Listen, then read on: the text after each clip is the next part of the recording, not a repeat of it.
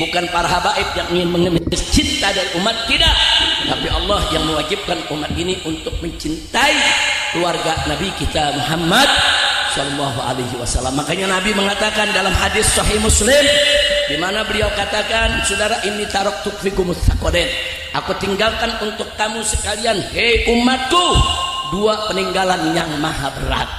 Yang pertama adalah kitabullah, yaitu Al-Quranul Karim, dan yang kedua adalah itrat turunanku sebagai ahlul baitku. Sampai Nabi, kalau ini dijadikan dasar untuk pengisbatan sebuah nasab sebagai informasi pertama dari nasabnya kaum habaib, ya tidak usah pakai metode ilmu nasab, metode hurufahnya Yasin saja sudah batal, karena ruknahnya tidak sahihah. Begitu.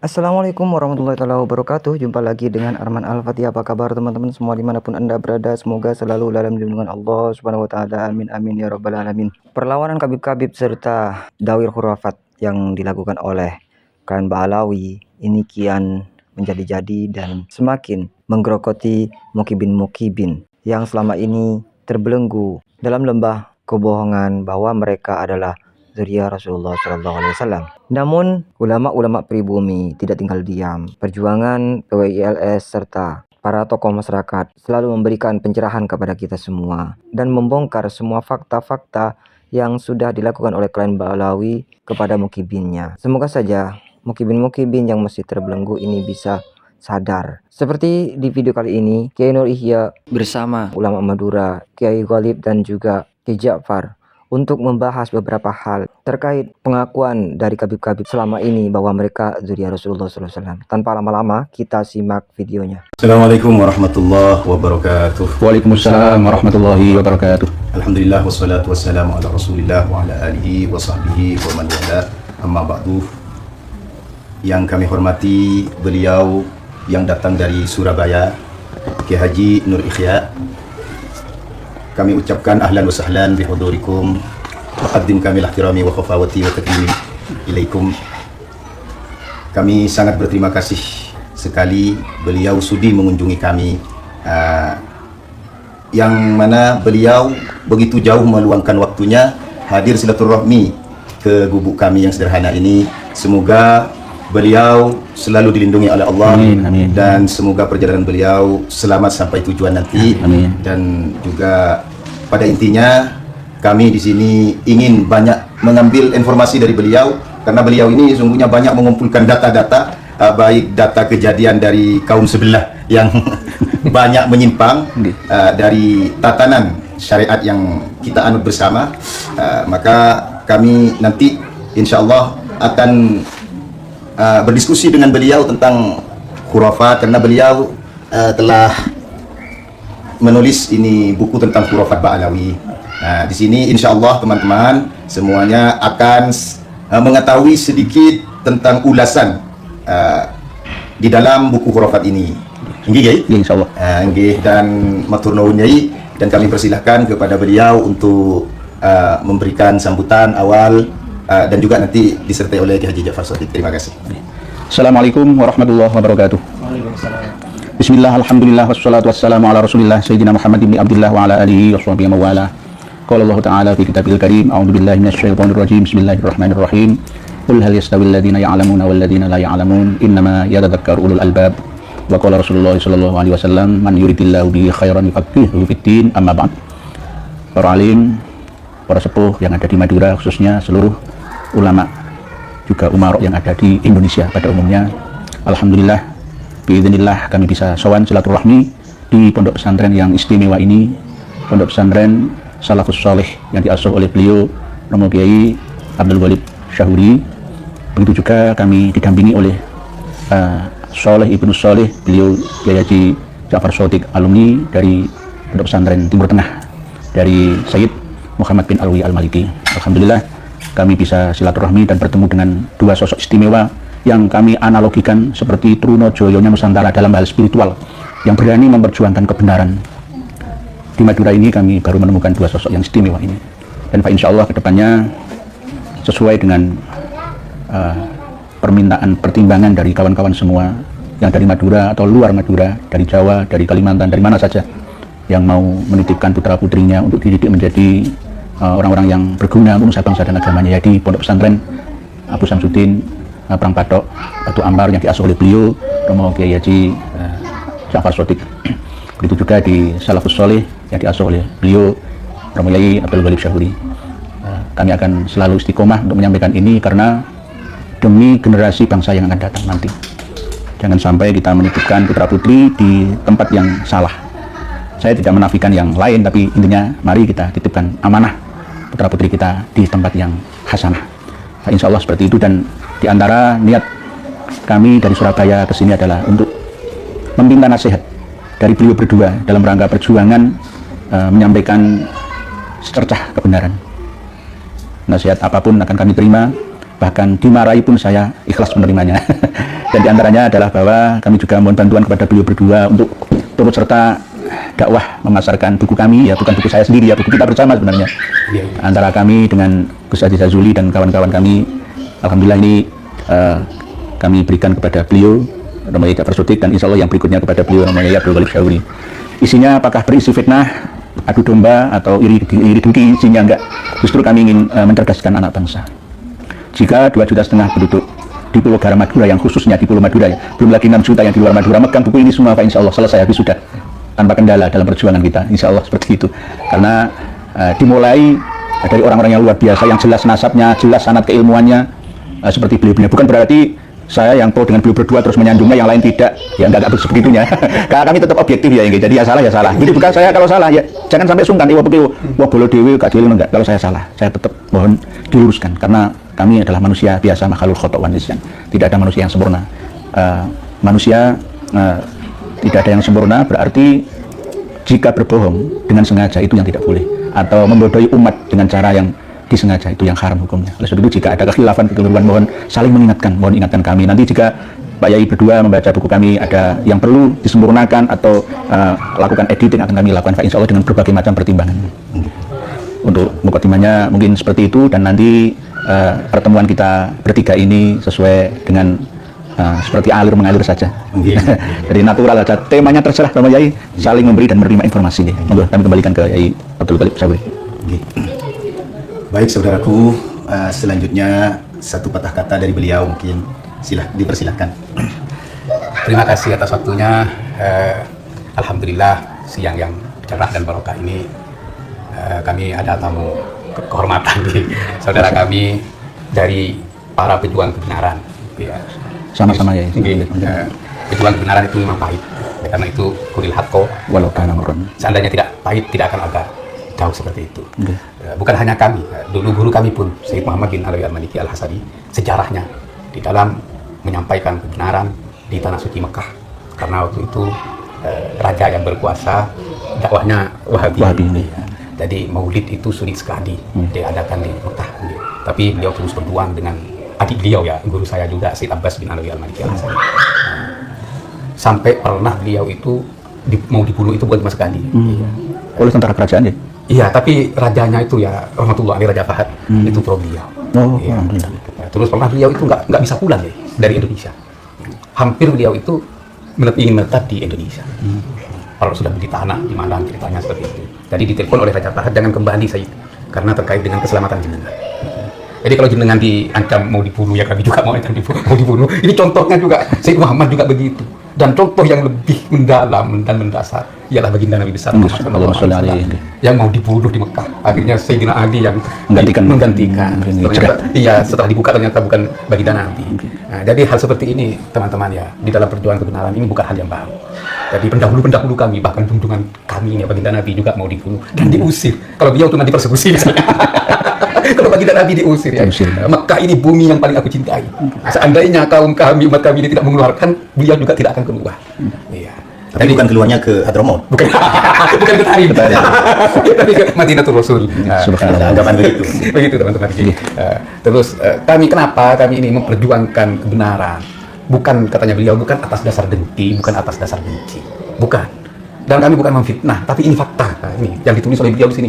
Saya tadi baca daftar isinya ya. Sudah baca daftar isinya karena kami juga pernah menulis tapi sedikit tipis kan. Yang beliau tebal seperti ini. Nanti yang dua bukunya Yai tetap harus saling melengkapi ya. Jadi ini jalan, Yai Imat jalan, jenengan juga jalan semua, Yai Alwi Nurul Alam juga jalan semua, saling melengkapi. Di buku saya itu Yai kenapa tipis? Karena itu tidak ada rencana sebenarnya. Ya, kami kan hanya rencananya itu dengan beliau dan dengan Gus Hasan dulu ingin menjawab buku keabsahan Nasabarawi. Tapi pengalaman kami di sini kan, kalau bicara nasab itu, wah jangan ngurusin nasab orang kan begitu, jawabannya seperti itu. Nah, kami mengejar khulafat itu ya setelah debat di Maktab Daimi yang dihadiri oleh guru guru itu.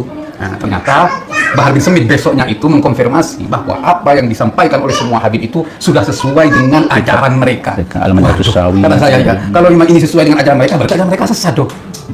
Ya, makanya saya kejar, akhirnya saya menyempatkan diri untuk menulis buku-buku khurafat itu untuk memberitahukan kepada umat bahwa ini adalah ajaran sesat. Tidak ada dalam Ahlus Sunnah wal Jamaah itu memperbolehkan mengaku Allah cuma di mereka. Terus tidak ada dalam ajaran Ahlus Sunnah wal Jamaah itu suruh nyemek-nyemek payudara di jalan, nggak ada. Cuma di ajaran mereka. Ini sesat. Tidak ada dalam Ahlus Sunnah wal Jamaah itu remas-remas kemaluan orang, tidak ada. Dengan alasan barokah yang tidak ada. Cuma di ajaran mereka. Nah, oleh karena itu kami sekarang ini berjuang menyuarakan kebenaran itu dengan fakta, bukan katanya ini berdasarkan fakta semua ya. Berdasarkan literatur keilmuan yang dipelintir. Ini begini ya. Alasannya dulu. Kenapa saya itu dulu menjalani sejarah? Dulu itu di pondoknya Syekh Muhammad bin Ali Al-Maliki ya. Ketika Syekh Muhammad itu musafir atau ketika liburan, itu santri-santri itu diajak nonton video. Videonya itu masih kaset dulu, bukan CD, karena dulu masih kaset coklat gitu. Di era 90-an kan dia. Iya. Terus tapi beliau itu menyetelkan video itu adalah video-video sejarah ya. Seperti berdirinya Daulah Abbasiyah, terus peristiwa-peristiwa di masa Bani Umayyah, terus berdirinya Daulah Fatimiyah. Nah, di sini ya, kok saya tertarik ada Daulah Fatimiyah yang mengeklaim bahwa dirinya itu adalah keturunan baginda Nabi Muhammad SAW. Sekilas Sayyid itu menyampaikan kepada kami santri-santrinya itu, ini bukan dari keturunan baginda Nabi. Nah, karena itu saya berpikir, kok ada ya orang berani mengaku atau mengeklaim anak cucu baginda Nabi kalau memang bukan dari baginda Nabi. Oleh karena itu kami beli kitab Al-Bidayah wan Nihayah, Syiar A'lamin Nubala, ingin mengetahui tentang siapakah sebenarnya dinasti Fatimiyah itu ya. Nah, semakin membaca ternyata semakin banyak informasi-informasi yang kami angkat. Nah, oleh karena itu kami banyak baca sejarah, akhirnya kami banyak mengetahui tentang cerita-cerita dan perjuangan-perjuangan para pendahulu kita dan para salaf-salaf kita, bagaimana mempertahankan agama Allah ini dari tangan-tangan orang yang ingin memelintir. Yang paling masuk kepada hati saya ya ini, waktu itu ketika ada gerakan pemelintiran Al-Quran di Basrah, di Kufah, itu Abdullah bin Hudzaifah datang kepada Amirul Mukminin, waktu itu Sayyidina Utsman bin Affan radhiyallahu ta'ala an. Ya Amirul Mukminin fi harokah, ini ada gerakan-gerakan untuk pemelintiran Al-Quran. Awalnya saya masa iya ya, apa gunanya memelintir Al-Quran? Oh ternyata sudah terjadi di umat-umat sebelumnya. Ketika Taurat dipelintir, ketika Injil dipelintir, ini sekarang giliran Al-Quran targetnya untuk dipelintir. Nah, terus ternyata Sayyidina Utsman ini, karena Sayyidina Utsman ini bukan seperti Sayyidina Umar keras dan tegas, ya ini Sayyidina Utsman ini, akhirnya Sayyidina Utsman nunggu 3 tahun untuk menyatukan Al-Quran dari pertama kali yang diusulkan, alaika bihi ya Amirul Mukminin, alaika bihi ya Amirul Mukminin, itu yang disampaikan oleh Abdullah bin Hudzaifah. Nah, terus kemudian ternyata itu digagalkan oleh Sayyidina Utsman, tapi Sayyidina Utsman karena mungkin ya bukan politisi murni ya, tidak mengantisipasi perkembangan gejolak di dalam menggagalkan gerakan mereka itu. Nah, ini pusatnya di Basrah ya? Pusatnya di Kufah dan Basrah. Iya, Irak ya. Iya. Jadi akhirnya masuklah Abdullah bin Sabah ke Madinah untuk berikrar Islam. Kamuflase ya. Iya. Nah, setelah Abdullah bin Sabah itu bergerak ke Kufah, ke Basrah, kemudian ke Syam sebentar, terus ke Mesir, ini juga tidak diantisipasi. Iya. Jadi katanya Syekh Said Ramadan Al-Buti, saya ngefans berat kepada dia. Almarhum dia. Iya. Dia juga meninggal dibunuh di masjid. Saya melihat videonya. Iya. Saya ngefans dulu ketika waktu di Mekah, kitab beliau keluar, saya langsung beli. Saya punya kitab-kitabnya beliau itu semua, karena saya ngefans berat. Nah, katanya beliau, kanuna imin alal kutub. Jadi para sahabat itu tidak mengantisipasi gejolaknya perkembangan Islam yang masuk dari Eropa semua ke Islam, tidak diantisipasi bagaimana pola pikir yang brutal, yang frontal itu tidak diantisipasi. Nah, akhirnya gejolak itu membuat Islam terpecah belah. Nah, di sini ya hubungannya dengan apa yang kita alami di sini. Nah, setelah masuknya Utsman bin Affan ke sini, ini kan tidak diantisipasi oleh kiai-kiai sepuh. Ya, akhirnya Utsman bin Affan berkembang dan dibiarkan berkembang. Gejolaknya sekarang ini ya. Nah, oleh karena itu ya, menurut saya yang mungkin salah ya, yang mungkin benar. Jadi fitnah ini kalau dibiarkan berkembang biak, maka agama, akidah, bahkan bangsa yang kita cintai ini akan hancur. Benar. Nah, jadi oleh karena itu kami kemarin juga menyampaikan kepada ini di Pondok Gunung Sari, Pondoknya Yai Muhammad. Jadi saya setiap keadaan itu saya kaji dengan sejarah dan saya kaji dengan tafsirnya. Jadi saya mendapatkan ayat waqatiluhum hatta la takuna fitnah. Nah, jadi ini perintah Allah. Waqatiluhum, perangilah mereka. Benar ayat ini konteksnya itu dominnya itu kembali kepada kaum musyrikin. Iya. Hatta la takuna fitnah. Sehingga mereka itu tidak menjadi fitnah. Kami juga kaji ya, fitnah itu, bahasa fitnah itu kan memang musyrik ya. Nah, tapi di sini ada pendapatnya Abdullah bin Abbas, ada pendapatnya Imam Suddi, dan ada pendapatnya Imam Muqatil radhiyallahu ta'ala anhum ajmain. Mereka itu ahli tafsir semua. Katanya Abdullah bin Abbas, wa ma tabahu, yang mengikuti. Iya, makanya saya bilang sama dia dan Kiai Muhammad itu, kalau bahasa saya asyirku wa ikhwanuhu. Iya, jadi musyrik dan saudara-saudaranya musyrik. Iya. Nah, terus penguatnya apa? Penguatnya di ayat yang lain surat Al-Buruj, innal ladzina fatanul mu'minina wal mu'minati tsumma lam yatubu falahum adzabu jahannam wa lahum adzabul hariq. Nah, di sini fatanul mu'minin. Ini penguatnya taksisul ayat bil ayat. Nah, kalau ini adalah fitnah. Nah, sekarang gerakan kaum Ba'alawi di bawah bimbingan Usman bin Yahya ini di sini fitnah bagi kaum muslimin dengan khurafat mereka dan dengan klaim ketersambungan nasab mereka yang disalahgunakan. Itu tuh Nabi, saya itu darah Nabi mengalir, itu disalahgunakan. Nah, oleh karena itu kami perang ya. Kami dengan beliau dan Kiai Imam dan Gus Aziz Yusuf ini berperang bukan berdasarkan benci dan dengki, tidak. Akan tetapi sesuai dengan perintah Allah Subhanahu wa taala, waqatiluhum hatta la takuna fitnah. Perangilah mereka sehingga mereka itu tidak lagi menjadi fitnah di bumi Nusantara ini. Seandainya mereka tidak mengakui itu Nabi, dan mereka tidak menyebarkan khurafat kakek moyangnya, kami akan diam. Saya sampaikan kepada teman-teman saya yang dari Habib itu, coba kalian jangan menyebarkan khurafat kakek moyang mereka, atau kalau mau mereka dengan itu melakukan pernyataan kalau khurafat kakek moyang kalian itu adalah sesat, maka saya akan diam. Nah, gitu kan ya?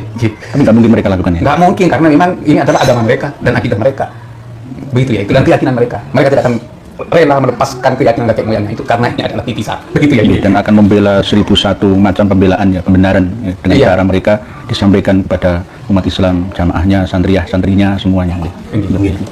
Baik saudaraku, kami akan membahas tentang khurafat ini. Sungguhnya sangat perlu khurafat ini, karena kalau kita mengkaji nasab mereka yang memang itu jauh dari kata benar, kata makbul pun itu tidak bisa ya, karena dalam data mereka sendiri itu banyak terdapat ilah qadhihat jarihat.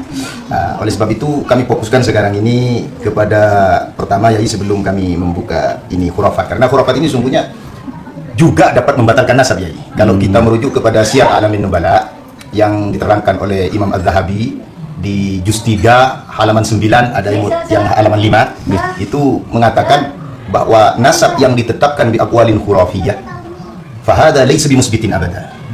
Nasab-nasab yang ditetapkan melalui khurafat itu tidak bisa ditetapkan, karena apa? Nanti ini kethikohannya, kalau kita berbicara khutun nasab ini tidak ada dari Ba'alawi, ini masih di bawah ya. Ini bukan 550 tahun. Lebih dari itu. Kalau kita pakai pendekatan ruk'ah, catatan. Ruk'ahnya itu yang paling tua dari kaum Habaib itu ya Al-Burqatul Musyikoh. Di Al-Burqatul Musyikoh pun ternyata di sana banyak sekali khurafat yang dicantumkan. Sehingga kalau ini dijadikan dasar untuk pengisbatan sebuah nasab sebagai informasi pertama dari nasabnya kaum Habaib, ya tidak usah pakai metode ilmu nasab, metode khurafahnya Yasin saya katakan, karena ruk'ahnya tidak sahih. Begitu. Terus kalau kita membicarakan membedah semua ini, dikatakan ini ngerasani, nggak ada kerjaan, adu domba. Ini apa bedanya dengan ulama jarh wa ta'dil? Dulu itu ada seorang yang bernama Abu Turab An-Nakhshabiyyi.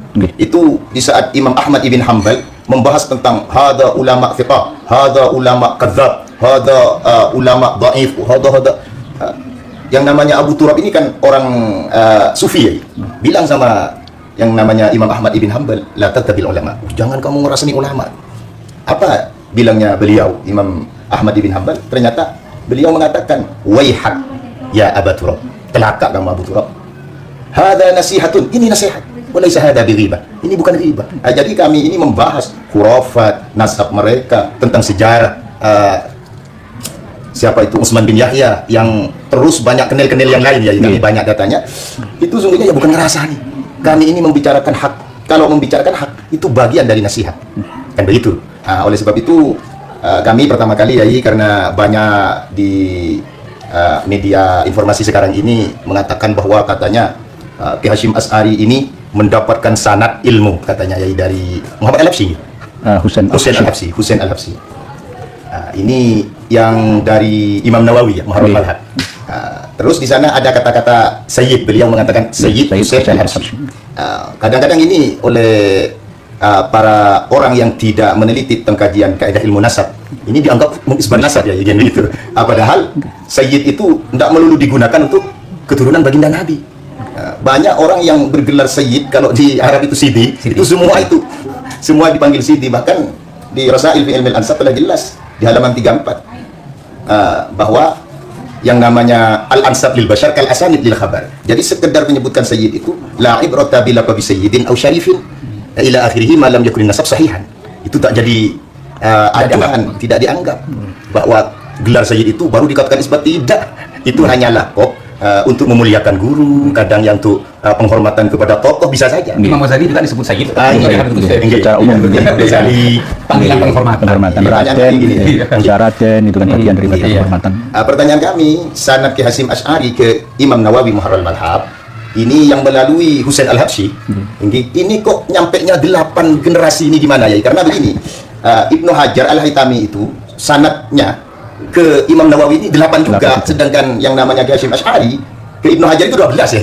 Ini gimana menurut jenengan ini? Kalau dalam segi tinjauan silsilah sanad ya nggak masuk lah, nggak masuk. Hitungannya hampir sama seperti hitungan silsilah nasab Hadratus Syekh Kiai Hasyim Asy'ari yang kami temukan di dalam kitab Ziyadat Ta'liqat ya, karya beliaunya. Itu ada muqaddimah yang disampaikan oleh cucunda, yakni dari Gus Islam Khatib, itu cucu dari Sibet ya, pihak perempuan putrinya, yakni Hajah Khadijah, putrinya Hadratus Syekh Kiai Hasyim Asy'ari, yang memberikan kata pengantar bahwa Kiai Hasyim Asy'ari itu keturunan yang kelima dari Sultan Hadijoyo Joko Tingkir. Ini jelas nggak masuk akal. Jadi kitab Ziyadah Ta'liqat itu pun kalau menurut saya ya, secara analisa yang kami temukan di dalamnya itu tidak murni karya dari Hadratus Syekh. Karena ada kesalahan di muqaddimah pengantarnya juga. Nggak mungkin selama hampir 400 tahun itu cuma 5 generasi yang tercatat leluhurnya Hadratus Syekh Muhammad Hasyim bin Yai Asy'ari bin Yai Abdul Halim bin Pangeran Benowo. Pangeran Benowo bin Joko Tingkir. Padahal Joko Tingkir itu hidup muasir sezaman dengan Mbah Sunan Ngampel, Mbah Sunan Kudus ngalami zaman sebagian dari Wali Songo abad 15 Masehi itu. Ini aja sudah tidak masalah. Hampir sama seperti yang Pak Yai Golib sampaikan tadi. Kalau Ibnu Hajar Al-Haytami saja 8, kenapa sama seperti Yai Hasyim? Kiai Hasyim Asy'arinya ke Ibnu Hajarnya 12. Nah, ini jelas nggak sesuai dan nggak standar nggih. Bahkan kalau begitu juga ketika kami teliti Habib Husain Al-Habsyi, setelahnya di atasnya itu ada Ismail bin Jarrah, itu nggak terkenal, majhul ya menurut saya. Terus Ismail bin Jarrah itu mendapatkan hadis Imam Muslim dari Syekh Abdul Ghani An-Nablusi dari Nablus. Padahal jaraknya terlalu jauh.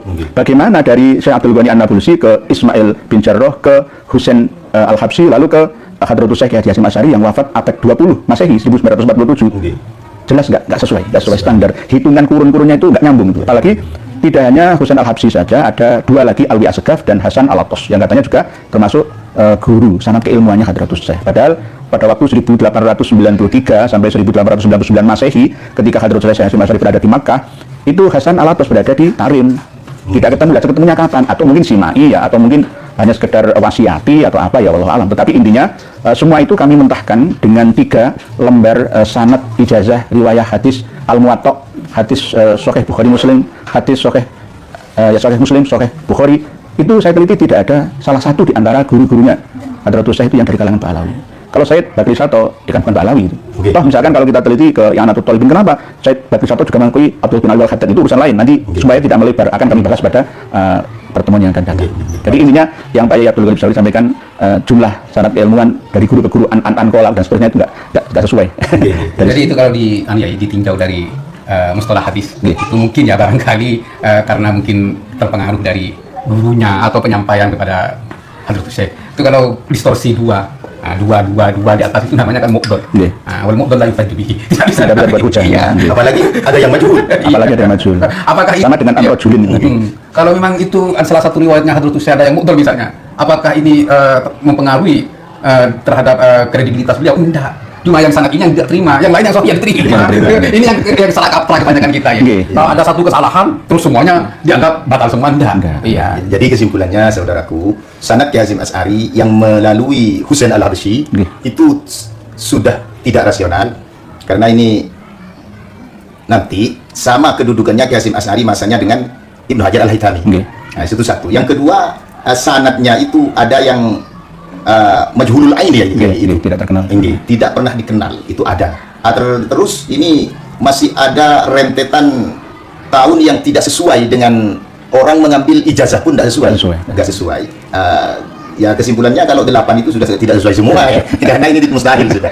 Begitu ya, otomatis ambruk lah. Jadi sanad Ki Hasyim Asy'ari yang melalui Husain Al-Habsyi ini tidak bisa dipertanggungjawabkan. Walaupun itu toh memang umpamanya ada, itu sudah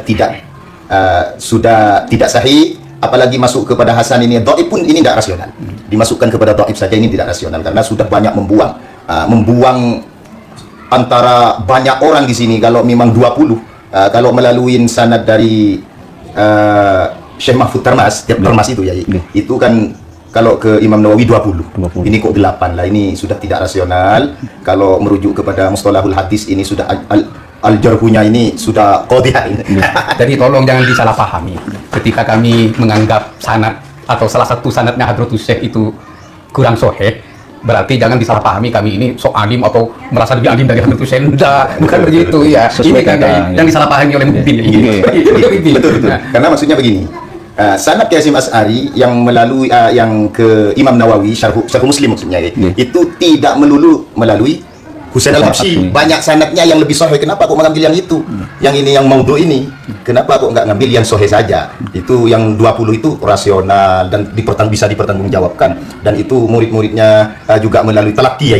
Ada yang talaqi begitu. Kalau yang orangnya ada di Hadramaut, sedangkan Ki Hasyim Asy'arinya ada di Mekah, dulu itu tidak ada telepon ya, tidak ada. Yang mau gimana ya, kalau mau lewat hurufat mereka, pejamkan mata bisa bertemu di alam barzakh katanya. Alam gaib ya, itu kan tidak rasional itu, dan itu tidak dipakai di dalam syariat kita. Mimpi saja, lewat mimpi saja itu tidak dijadikan hujjah. Ya, apalagi pakai khoyal. Itu halusinasi khayalan. Jadi tentang sanad keilmuan ya, dan belajar kepada Ba'alawi misalnya. Ini kan yang dibuat sandra oleh Muhyiddin. Ada kepentingan ya, karena ada kepentingan ingin menundukkan seluruh nahdiyat termasuk diantaranya. Sasaran utamanya adalah nahdiyat semua. Jadi ini bukan pandangan dan pendapat ulama Ahlus Sunnah wal Jamaah. Itu adalah pandangan Syiah. Kalau di Ahlus Sunnah wal Jamaah itu fondasi keilmuan kita untuk menyampaikan hak itu adalah ilmu. Sumbernya Al-Qur'an. Oleh karena itu Imam Mazhab yang keempat ini sepakat. Kalau kalian mendapatkan pernyataan yang keluar dari lisanku menyalahi Al-Quran dan Al-Hadis, kembalilah kepada Al-Quran dan Al-Hadis. Ini sepakat Imam Mazhab yang keempat itu ya. Terus bukti-buktinya, yang kedua tentang sanad keilmuan. Sanad keilmuan ketika gurunya sudah keluar dari Al-Quran dan Al-Hadis, Abul Hasan Al-Asy'ari, gurunya itu sekaligus ayah tirinya ialah Abu Ali Al-Jubai. Iya, perumus dan tokoh besar Mu'tazilah di zamannya. Tapi ketika dianggap membedai kebenaran oleh muridnya Abul Hasan Al-Asy'ari, maka Abul Hasan Al-Asy'ari memisahkan diri. Apakah nanti sanad keilmuannya Abul Hasan Al-Asy'ari putus karena berbeda dengan gurunya? Oh tidak, tidak ada itu kalau di Ahlus Sunnah wal Jamaah. Kalau di Syiah iya. Karena itu ini masih dalam penelitian saya ya. Masih dalam penelitian saya untuk memberi pencerahan dan pemahaman kepada saudara-saudara kita kaum muslimin di Nusantara ini tentang sanad keilmuan. Sanad keilmuan itu tidak boleh dibuat sandaran terhadap murid. Juga ada pandangan dalil-dalilnya ada. Yang paling saya ambil jadikan pedoman ialah ketika Syekh Abdul Qadir Al-Jailani digoda oleh iblis. Najauta minni ya Abdul Qadir bi ilmika. Di sini dijawab oleh Syekh Abdul Qadir apa? Ketika iblis diusir, saya lagi. Jadi kamu selamat dariku, dari godaanku wahai Abdul Qadir sebab ilmu. Dijawab oleh Syekh Abdul Qadir, la bal bi ilmillah. Bukan ilmu saya, akan tetapi ini adalah ilmu Allah. Jadi ilmu itu langsung dari Allah.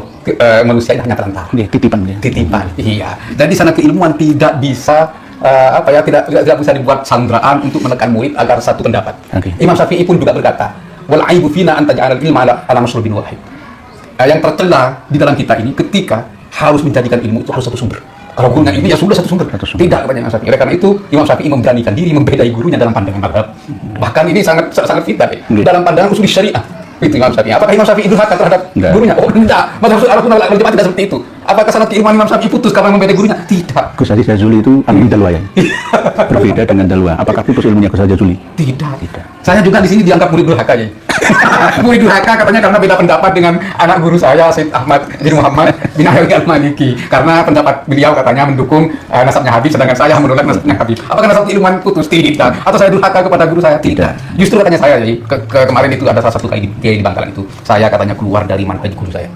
Saya jawab, yang keluar dari manhaj guru saya itu adalah Anda. Karena manhaj guru saya itu mempertahankan dan memperjuangkan akidah Ahlussunnah wal Jamaah. Sedangkan akidah Ba'alawi menurut khurafat-khurafatnya ini keluar dari mazhab Ahlussunnah wal Jamaah. Demi Allah ini keluar dari mazhab Ahlussunnah wal Jamaah. Coba carikan bukti dari tokoh-tokoh Ahlussunnah wal Jamaah yang menghalalkan nyemek-nyemek di barang jalan. Kalau di bahasanya beliau, saya akan taslim. Kalau ada dari tokoh Ahlussunnah wal Jamaah yang menghalalkan bahkan menganjurkan nyemek-nyemek payudara di darat, saya akan tarik kembali bahasanya beliau begitu. Saya akan taubat ya. Beliau nanti paling gembira ini kalau berboleh. Tolong seluruh ulama, kiai, tokoh agama, tokoh masyarakat se-Indonesia dan bahkan seluruh dunia, mohon temukan kitab-kitab karya non Ba'alawi seperti apa yang tertulis dalam buku kami, membongkar ajaran khurafat khabaib Ba'alawi. Kalau ada, saya akan menyerah. Sudah, saya akan meninggalkan persaingan hidup tata hartawan. Saya akan uzlah saya ke gunung Kawi sana atau gunung Gigir. Saya kalah sudah. Kalau ada. Dan tidak akan pernah ada. Tidak akan pernah ada. Tadi kitab apa yang disebut Reginan tadi yang palsu katanya? Yang Ke Hadratus Syekh. Masalah susunan nasab atau kitab. Iya.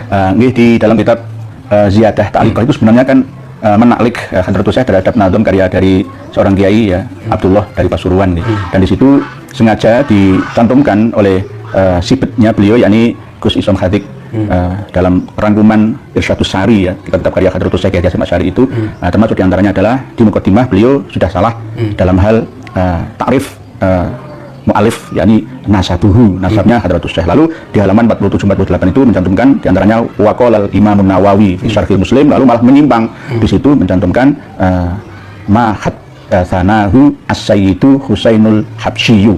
Nah ini saya teliti ternyata tetap nggak nyambung sampai Syekh Abdul Ghani An-Nabulsi. Jadi ini mungkin ya belum diketahui oleh kebanyakan bahwa kami ini juga menyimpan silsilah sanad riwayat hadisnya Hadratus Syekh dari Al-Muwatta, dari jalur Muslim, dari jalur Bukhari, bahwa tidak ada Ba'alawinya sama sekali. Betul. Di dalam catatan NU online yang sudah lama disebarluaskan melalui media, itu juga ada catatan tambahan, keterangan tambahan alternatif lain dari periwayat yang meriwayatkan bahwa Hadratus Syekh itu mendapatkan ijazah riwayat hadis Bukhari, bukan Muslimnya, malah dari Husain Al-Habsyi ini. Nah ini termasuk seleginci lah, seleginci karena berdasarkan catatan tahun 1970-an oleh seorang wartawan ya, Habib Muhammad Asad Syihab atau Syahab itu. Lah kami dihujat mati-matian, nggak percaya sama Asad Syihab, padahal Asad Syihab itulah orang yang berjasa plus pahlawan nasional kita yang memberitakan proklamasi ke seluruh penjuru Timur Tengah dan dunia pada umumnya. Kenapa masih tidak percaya? Nggak masalah itunya. Ini masalah kepentingan kok, kepentingan kedepannya, bahwa ternyata framing dan klaim-klaim sepihak itu tetap ada dari kalangan mereka, siapapun dia. Kalau dia berasal dari Pak Alawi itu pasti patut kita curigai. Ada kepentingan, termasuk diantaranya ya, misalkan Mbah Yai Khalil Bangkalan dirawi sama Habib Salim bin Jindan ya, yang Malikhulia itu nih katanya. Ini nanti saya dimarahi orang lagi, kelahiran Surabaya, hijrah di Jakarta dan mendirikan Al-Fakhriyah yang sekarang diteruskan oleh Jindan bin Jindan itu. Nah, di sini nanti Malikhulia itu kalau di bahasa Indonesia kan sinting itu ya. Bisa. Ya, maksudnya mohon maaf ya, maknanya aja supaya bisa ini paham gitu. Melankolis atau Malikhulia atau ya bisa setengah dikit lah. Dalam hal-hal tertentu gitu. Tapi kalau dalam dunia mistik sufi itu balah macam itu. Kasyaf. Jadi ini beda. Kalau kasyafnya ngarang-ngarang ini apa minallah minasyaiton gimana ini? Ya bisa juga bukan waliullah. Tapi walius itu tadi kepemimpinan Allah alam deh. Yang disampaikan imam mereka dari kutipan Imam Ghazali ya. Jadi kalau ada kasyaf dan karomah itu tidak sesuai dengan Al-Qur'an dan hadis itu fakwa min awliya asyaiton. Mereka yang buat yang hilang. Ya makanya itu pernah sowan ketemu dengan Mbah Yai Khalil Bangkalan. Nanti akan dikarang kitab atau majmu' kalam lil Habib Salim bin Jindan yang menerangkan bahwa Mbah Yai Khalil aja ya pernah berguru dengan saya. Ini menurut saya Salim bin Jindan, saya pernah bertemu dengan beliaunya dan beliau juga meminta barokah dari saya. Ya berarti Mbah Yai Khalil Bangkalan itu murid saya. Yang ngarang saya terserah saya, yang ngarang saya. Versi mereka. Sama seperti versi saat Syahab tadi Muhammad Sahab tadi. Ya, versi Pak Alawi. Memang versi Pak Alawi sanad ilmuannya Hadratus Syekh itu ada dari kalangan mereka. Guru-gurunya itu ada Alwi Asgaf, Hasan Al-Abbas dan Husain Al-Habsyi. Ternyata setelah diteliti malah amburadul ya. Amburadul. Nggih. Delalai begitu. Nggih. Tidak ada kejahatan yang sempurna. Nggih. Wah, ini banyak termasuk di Ilmu Al-Abbas itu menghujat saya, Adik Zaini itu menghujat saya. Silahkan, ayo kita adu data lah gitu loh. Nggih. Jangan menjatuhkan tanpa data gitu loh. Itu namanya fitnah lah itu. Jangan istilahnya menyudutkan orang dengan hawa nafsunya. Jangan. Ayo kita adu data, dan saya memiliki data itu. Saya sudah komunikasikan dengan Kiai Haji Marzuki Mustamar, dengan Kiai Haji Imam Bin Usman, bahwa ini loh sanad Al-Muwatta, sanad Muslim, sanad Bukhari dari Hadratus Syekh Haji nggak ada Pak Alawinya. Ya, ini dalam penelitian saya ya, tentang sanad ilmuwan, terus berguru dan kitab ini ya. Jadi saya juga mendalami, tapi sayangnya saya sejarah Indonesia ini kurang banyak tahu. Nanti saya minta data-data kepada. Ya, insya Allah sama-sama belajar. Jadi begini tentang tadi, oh ini tokoh pejuang nasional misalnya, oh ini tokoh yang membacakan apa ya, penyusunan proklamasi siapa tadi namanya? Yang wartawan itu, ya, Saat Syahab. Nah, di sini. Jadi ini bedanya Ahlus Sunnah wal Jamaah dengan Syiah. Kalau Syiah itu pedoman mereka adalah orang, manusia. Tapi kalau Ahlus Sunnah wal Jamaah itu pedoman di dalam menentukan sikap keilmuannya itu adalah ilmu. Betul. Kalau sekarang, nah contoh-contohnya saya sampaikan. Misalnya pembunuh Sayyidina Utsman itu semua berada di pasukan Sayyidina Ali, termasuk Hakim bin Jabalah. Ini pembunuh Sayyidina Utsman yang mengkudeta Sayyidina Utsman dan yang membunuh Sayyidina Utsman. Dan di Sayyidina Ali ini kelompok-kelompok Khawarij ini ada di Sayyidina Ali semua. Seperti yang tadi hadis siapa Salim yang ke Syekhona Khalil Bangkalan. Salim bin Jindan. Salim bin Jindan. Seperti yang disampaikan oleh Nak Mail. Syekhona Khalil aja dikelilingi Habib. Bukan nama itu, masih 2 buku dengan jenengan. Dinda Mail. Oh, Dinda Mail. Syekhona Khalil dikelilingi Habib, masa Habibnya jelek gitu. Nah, di sini ini kan juga terjadi perdebatan panjang mulai dulu tentang pembunuh Sayyidina Utsman yang ada di kelompoknya Sayyidina Ali. Apakah karena semua pembunuh Sayyidina Utsman itu ada di sekelilingnya Sayyidina Ali, kami dipaksa untuk membenarkan mereka? Tidak.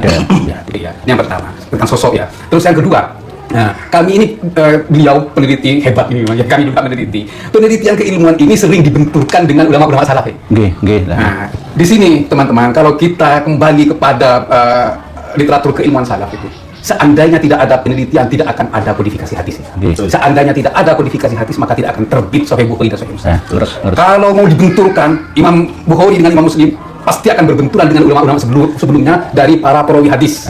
Nah, berarti Imam Bukhari ini menolak ulama-ulama sebelumnya, karena Imam Bukhari dalam penelitiannya sangat ketat. Oleh karena itu, oleh para orang Syiah, jadi hadis wadirhum, perpisahan hukum itu dianggap ini adalah intimidasi dari Ahlus Sunnah wal Jamaah terhadap Syiah, karena di hadis wadirhum itu penyampaian tentang kepemimpinan Sayyidina Ali. Jelas itu. Nah, dari sini ya, saya sampaikan juga kepada dia, kepada pendengar saya ini, ternyata khoda'una atau khoda'ukum ya jamaah, khoda'ukum ayyuhal muslimun. Mereka kita ini ditipu selama 200 tahun. Kita ini dipaksa mengikuti konsep dakwah mereka, yaitu asobiyah terhadap gulu juga ya. Gulu kita ini. Jadi kalau yang menyampaikan misalnya sekelas, mohon maaf ya, Hadratus Syekh atau Syekh Imam Nawawi Al-Bantani, maka tidak akan pernah terbantahkan apapun yang disampaikan. Tidak, Islam tidak seperti itu. Ya, Islam tidak seperti itu. Bahkan kalau sekelas baginda Nabi besar Muhammad sallallahu alaihi wasallam kadang-kadang dibantah oleh Sayyidina Umar. Kadang-kadang dibantah. Bahkan hadis yang paling masyhur itu hadis Raziyat al-Khamis. Iya, peristiwa di Khamis ini. Termasuk salat tarawih itu juga kan ya? Iya, termasuk hijab ini. Iya. Itu semua bahkan saya pernah dengar dulu dari lisan Syekh Muhammad bin Ali Al-Maliki Al-Hassani, muwafaqat Umar. Itu sampai dikitabkan, dan ada beberapa pendapat Sayyidina Umar yang kemudian diikrar oleh Al-Quran. Di antaranya ayat hijab itu. Nah, itu ya. Jadi begini teman-teman, kami ini di dalam meneliti sudah sesuai dengan ajaran Ahlus Sunnah wal Jamaah. Nah, kami ini dalam meneliti bukan tidak percaya terhadap para salaf kami, tidak. Dan penelitian ini jangan dianggap bertentangan dengan salaf kami, tidak. Akan tetapi kami dalam penelitian ini adalah menyaring dan menyelamatkan pendapat-pendapat yang kadang-kadang dipelintir ini atau dipalsukan penisbatannya. Nah, ini juga ya, banyak kitab-kitab yang dipalsukan penisbatannya. Kami sudah sampaikan dalam konten kami sebelumnya tentang kitab Al-Fiqhul Akbar.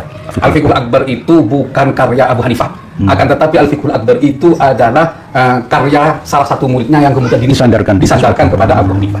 Jadi banyak ini, dan juga banyak pernyataan-pernyataan yang disandarkan kepada Ibnul Arabi, kepada Abu Yazid Al-Bustami, Imam Asy'uti juga. Iya, banyak itu.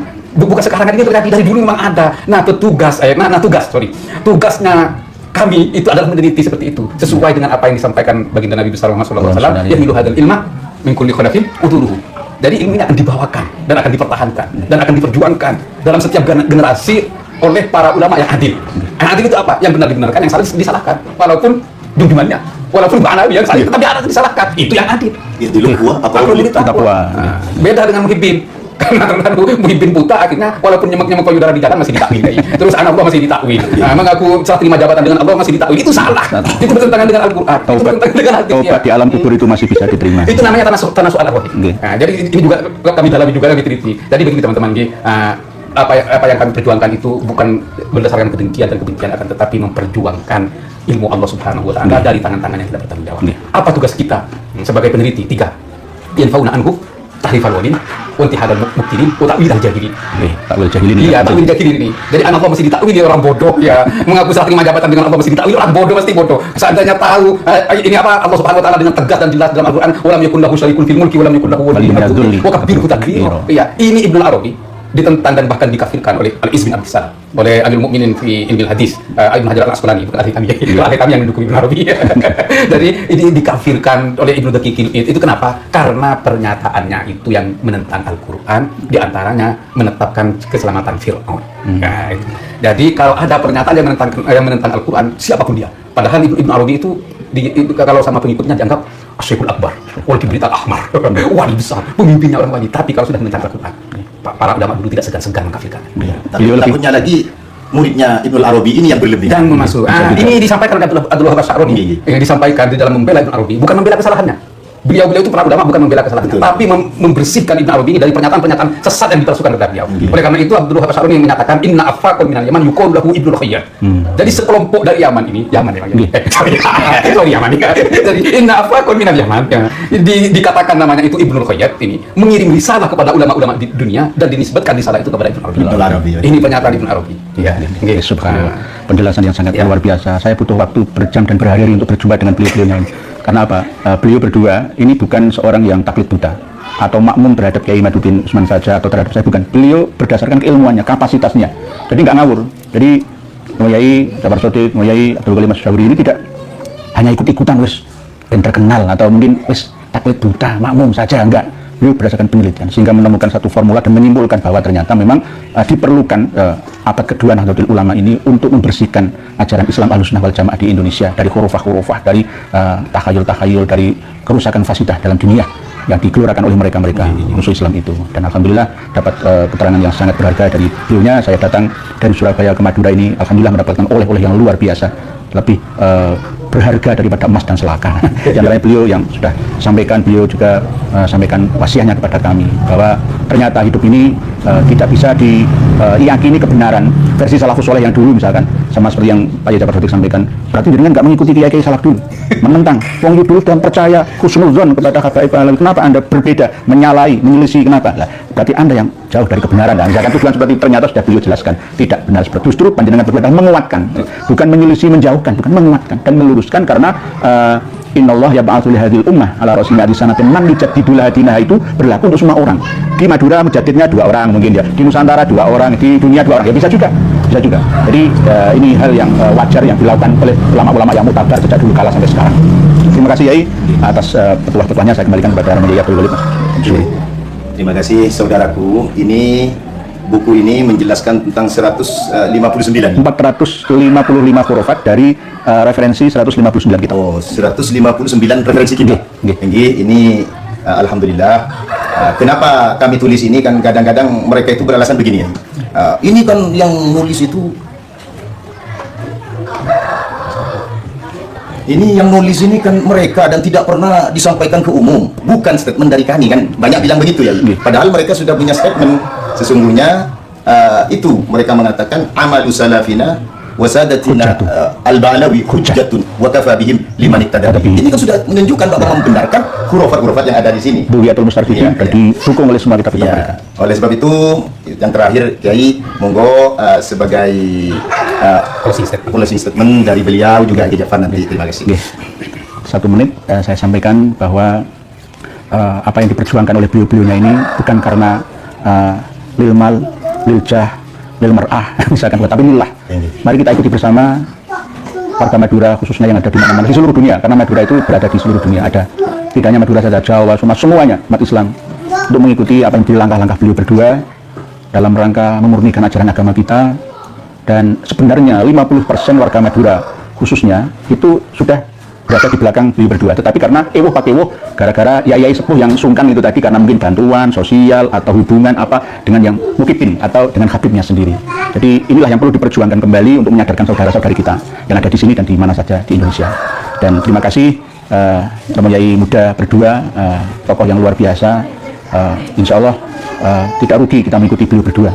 Pondokkan putra putri panjenengan semua ke Ponpes Abu Samsudin Batu Ambar, ke Salafus Soleh di Pamekasan sini juga sama, dan di pondok-pondok lainnya yang mampu membawa amanah bahwa ternyata ilmu kita ini adalah titipan Allah Ta'ala, bukan milik saya, bukan milik Yai Jafar Shadiq, bukan milik Yai Khalid, bukan, tapi milik Allah Ta'ala. Kita hanya menyampaikan, toh seandainya saya punya santri dan santri itu melawan saya, ikhtilaf dengan saya, menyelisih saya, tapi santri saya ini berdasarkan Quran hadis ijma qiyas yang lebih kuat hujahnya, saya boleh ditinggalkan dan saya rela. Betul. Saya rela untuk ditinggalkan dan disalahkan juga, dan jangan dianggap sebagai gurunya secara keilmuan, tapi secara orang tua, anggaplah sebagai orang tua. Jadi beliau ada orang yang terbuka, open-minded, orang yang senantiasa tidak menutup ya wawasannya dalam menerima masukan yang terbaru yang lebih baik dari sebelumnya. Mungkin demikian, Yai. Terima kasih. Seterusnya kami persilakan kepada beliau. Baik, kami berpesan kepada pemerintah Indonesia, jika masih sayang terhadap NKRI, tolong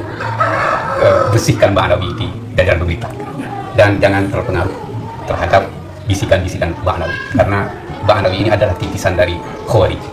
Saya pastikan itu berdasarkan literatur keilmuan mereka dan akidah-akidah mereka, minhajus sawi seperti yang disampaikan oleh si Ustaz Haji Baitullah ini. Jadi mereka memang memiliki standar ganda, baik dalam karakter maupun berakidah bahkan beragama. Di sisi lain so ketat dengan agama, tapi di sisi lain juga. Terus kepada para pemangku pondok pesantren atau pengurus besar organisasi, hati-hati bersihkan organisasi, lebih khusus organisasi Nahdlatul Ulama dari Ba'anawi dan bisikan-bisikan Ba'anawi dan bahkan dari muhibbin-muhibbinnya. Setiap ada Ba'anawi di negara atau di organisasi, maka organisasi akan hancur terpecah belah. Faktanya Jatman sudah dipecah belah. Kenapa? Karena para pengurus Jatman dari dulu takut, menghargai, menghormati, akhirnya Jatman dipecah belah. Relakah kalian semua ketika Jatman dipecah belah? Pasti satu kata tidak rela. Ya. Terus sekarang NU ini hampir dipecah belah melalui tangan domusnya. Ya, saya sampaikan ke Bapak ya, untuk memberi peringatan ya. Jadi kalau ini masih dipelihara domus-domus ini di NU, nanti NU pasti akan dipecah belah. Jadi benar apa yang disampaikan oleh Romo Kiai Haji Ma'ruf Amin, kalau NU sekarang berada dalam bahaya pecah belah. Iya memang, betul beliau. Karena beliau orang alim dan beliau cukup berpengalaman. Jadi karena itu bersihkan semua ini dari kaum Ba'anawi. Pedoman kami, ketika dulu Sayyidina Muawiyah meminta kepemimpinan dari Sayyidina Hasan radhiyallahu ta'ala, alasan Sayyidina Muawiyah, serahkan kepemimpinan itu kepadaku, maka aku akan membersihkan mereka dari jajaran khalifah dan dari pengurusan khalifah. Karena Sayyidina Muawiyah sayang terhadap kekhalifahan Islam. Jadi kepada jajaran pemerintah, kepada pengurus-pengurus pondok pesantren dan kepada pengurus-pengurus organisasi, bersihkan Nusantara, bersihkan pondok pesantren, bersihkan organisasi-organisasi ini dari mereka. Insya Allah Nusantara, NU dan organisasi-organisasi yang lain akan utuh dan bersatu. Jadi Pak Prabowo kalau memang sayang dengan NKRI, buktinya ya Bapak dulu 2019 terjadinya unjuk rasa berjilid-jilid. Mereka mengadu domba pemerintah dengan rakyatnya mengatasnamakan agama. Mereka selalu mengatasnamakan agama untuk mengadu domba. Sedang kami yang berjuang ini untuk menyelamatkan bangsa, untuk menyelamatkan umat dari mereka, dianggap kamilah yang mengadu domba. Kamilah yang memecah belah, padahal tidak. Yai, semua saya korbankan di 2019 ini demi Nusantara. Sampai rumah tangga saya korbankan. Iya, sampai rumah tangga saya korbankan. Demi Nusantara, demi keutuhan NKRI. Oleh karena itu para kiai jangan dianggap sepele. Apa yang sudah terjadi kemarin di NU jangan dianggap sepele. Kalau ini dibiarkan, maka NU jangan diharap utuh. Jadi oleh karena itu Sayyidina Muawiyah memaksa kepada Sayyidina Hasan untuk memberikan kepemimpinan itu kepada beliau, dan terbukti beliau memerangi semua kelompok Khawarij itu, dan bahkan tidak satu pun tersisa dari pelopor-pelopor kudeta Sayyidina Utsman itu, semua dibunuh oleh Sayyidina Muawiyah radhiyallahu ta'ala anhu. Begitu. Ya, terima kasih saudara dan pemirsa semuanya. Semoga wawasan kita semuanya ini bisa terarahkan kepada rasionalitas yang sempurna sehingga bisa membaca mana yang benar, mana yang salah. Begitu. Terima kasih Kiai atas kunjungannya, juga Ki Ja'far. Semoga beliau berdua dilindungi oleh Allah Subhanahu wa taala, diberi panjang umur, murah rezekinya, dilancarkan segala urusannya. Terima kasih dari kami. Wassalamualaikum warahmatullahi taala wabarakatuh.